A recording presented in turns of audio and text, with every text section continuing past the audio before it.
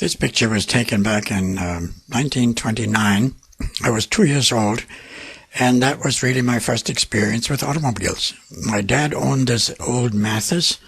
This is a car that nobody knows anything about. It was a wreck when he bought it, and there was always something wrong with it, but he loved to tinker with cars.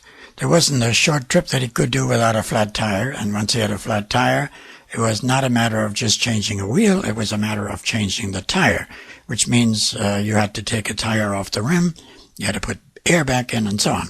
Then he's always tinkering with the carburetor and with the ignition system, so he enjoyed it a great deal.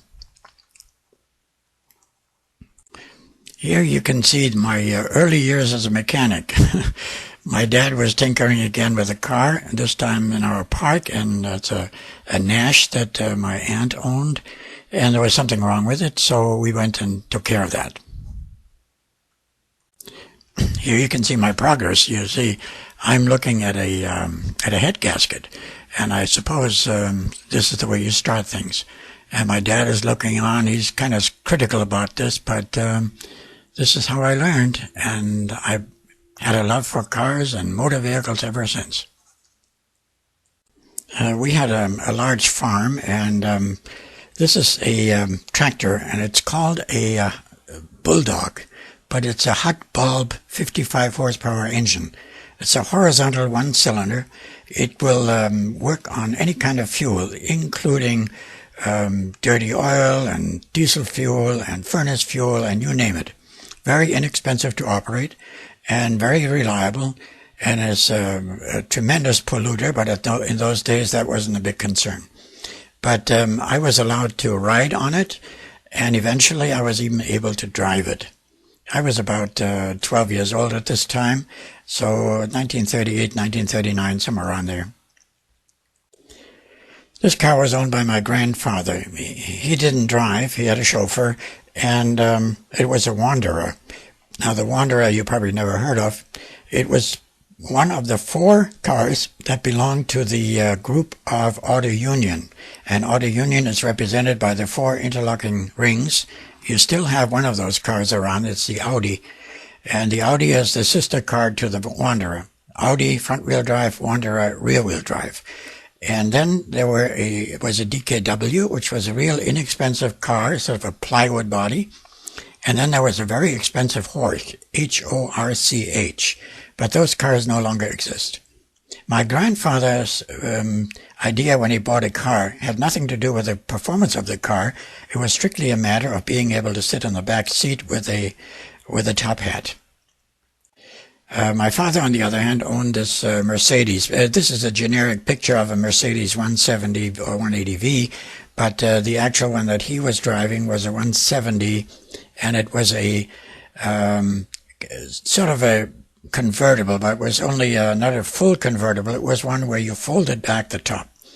And he loved it. He bought it new. It was brand new, and he really liked that car. He bought it in 38, and in 39, when the war broke out, this car was requisitioned by the Army, and while they were at it, they also got my dad.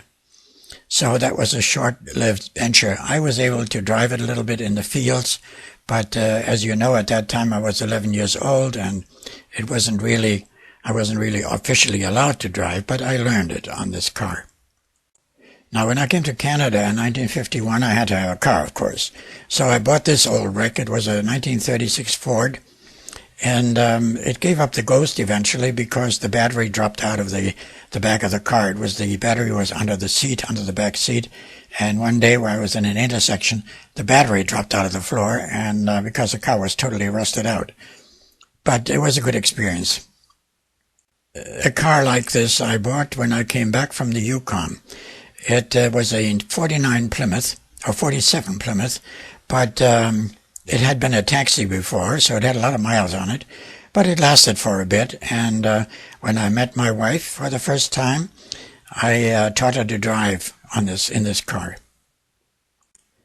When we were along a little bit further in our relationship, we bought our first Volkswagen Bug. We had 2 of them eventually. This one we traded in on a newer one.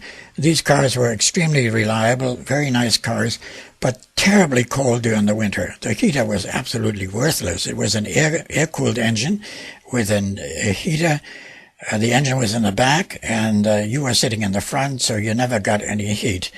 And we didn't buy one of those gas heaters. Eventually we got some other car. And of course, I being a young man at the time, I had to get this out of my system. You had to have a big car. And if it wasn't a Lincoln or a Cadillac, I went for a Packard. 8-cylinder inline engine. You know, under today's conditions, you couldn't afford to drive this car. First of all, the fuel consumption was horrendous. And secondly, an inline 8, can you imagine the size of that thing? It was a real dog. But I remember one day my wife was driving it by herself. She was out in the boonies. She was dressed to kill with a fancy fur coat, and the engine stalled on her, and she realized what it was. It was a fuel filter that was clogged. So she opens the hood. She gets right down there. She unscrews the fuel filter. She blows out the filter, puts it back in, closes the hood, starts up the car, and off she goes.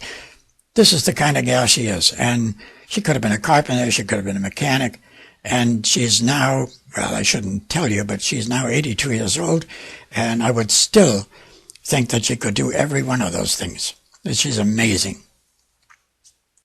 But then eventually she had to have her own car. So we bought this old clunker. It was a 46 Plymouth Coupe.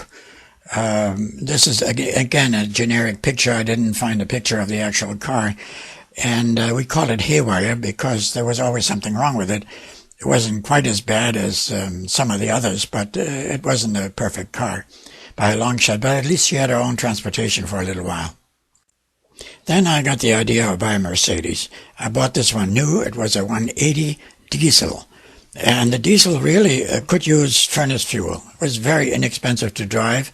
The one tank full lasted hundreds and hundreds of miles. I think it was almost 600 miles.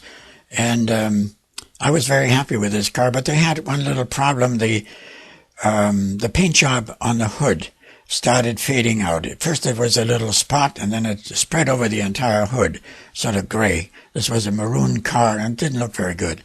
And then we had a lot of miles on it, and I went and traded it in. And since I'd had such a good experience with Mercedes, I thought I'd go for another one. And this one, brand new again, it was a Mercedes 219.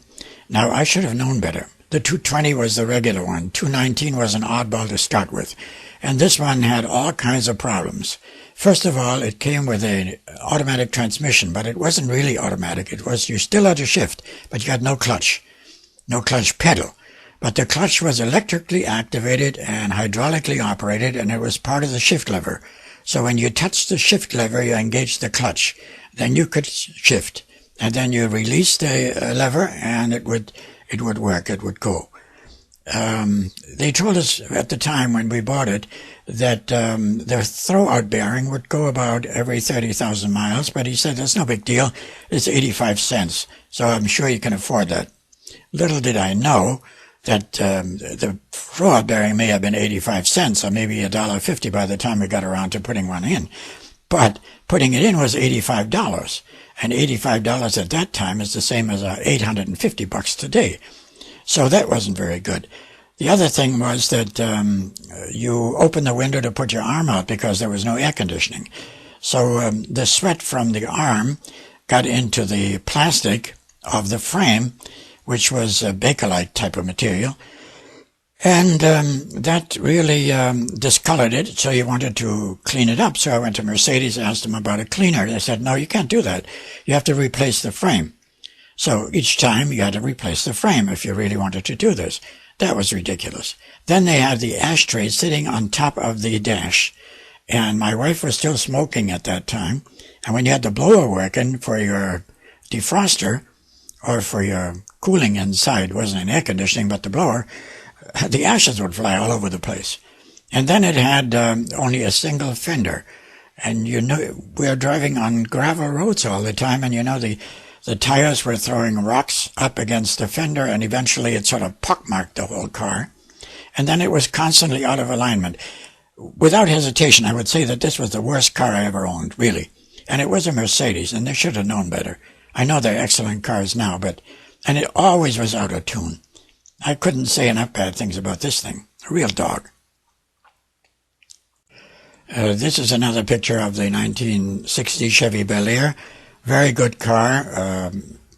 No frills, but very dependable. Very little in the shop. After the disaster with the Mercedes, this was a very welcome change. The next car we bought was a 51 Chevy. You see it here in front. And a 60 Chevy Bel Air. And that's the one in the back. So we had a pretty nice team then. Both cars quite reliable. The 51 actually hauled a trailer all the way from Minneapolis, where we lived at the time, to Danbury, Connecticut. That's a long haul. No problem with it whatsoever. We were very happy with both of these cars. I drove a lot of miles during this time, selling home study courses in 3 states, and used this car a great deal. It was a Plymouth. I don't know the exact year, but it was a very reliable car, very luxurious, quite expensive. Probably actually couldn't really afford it, but I liked it a lot. It was very comfortable and it had air conditioning, believe it or not, so I was getting spoiled. Then after I left that job, we got a Volkswagen Rabbit, and we didn't just get one, we got 2, a red one and a yellow one. And I remember, those were the days of the CBs. The truck drivers all had them, and there were 2 big trucks in convoy on the road, and we were passing them. And one truck driver talks to the other one and says, "Look at this. Somebody must have left the rabbit hatch open." So we thought that was kind of funny. But they were very good cars, except they're rusted out. Now this picture really doesn't belong here because this is a car that belonged to my father-in-law, but you can see it's an oddball. It's it was called an Isetta. It's made by BMW, and this was right after the war. BMW had made engines for aircraft, and they were no longer allowed to do that, so they had to get something, and people didn't have much money then, so they got these little cars. You opened the front door, and the steering wheel moved out with it, and you could enter from the front. Only had, I think it's 3 wheels or maybe 2 wheels close together in the back. I don't remember. But it was a cute little car and very inexpensive to run. This was a used car I got sometime. There's our house in the back. After buying that house, we couldn't afford much, so I got this used Comet. I don't know, again, I don't know the year, but it was an okay car, nothing special. And then we got into the real good cars. Now, this is a Toyota Camry, 1996. We leased it for 3 years, and then we purchased the car. And it's been a tremendous pleasure to drive, very reliable. I couldn't complain. I liked it a great deal. And we still have it to this day. We just sold it to our daughter. It's got 107,000 miles on it. That's not very much. In how many years is it now? And now we got 2012, so it's a pretty good car. Then I went for this Hyundai Sonata. It's a 1999. Car was absolutely perfect. We had no problem with it. The only problem we had eventually, when it had a fairly minor hiccup, our mechanic screwed up good and royal, and we ended up trading the car in. And this is what we traded it for. This is a 2007 Hyundai Sonata, and it's by far the best car I ever owned. And I still do. And if I had to buy a car, no matter how much money I'd have, I think I'd stick with Hyundai. They are really fantastic cars. Their warranty is fabulous. Their service is great. And I couldn't be happier.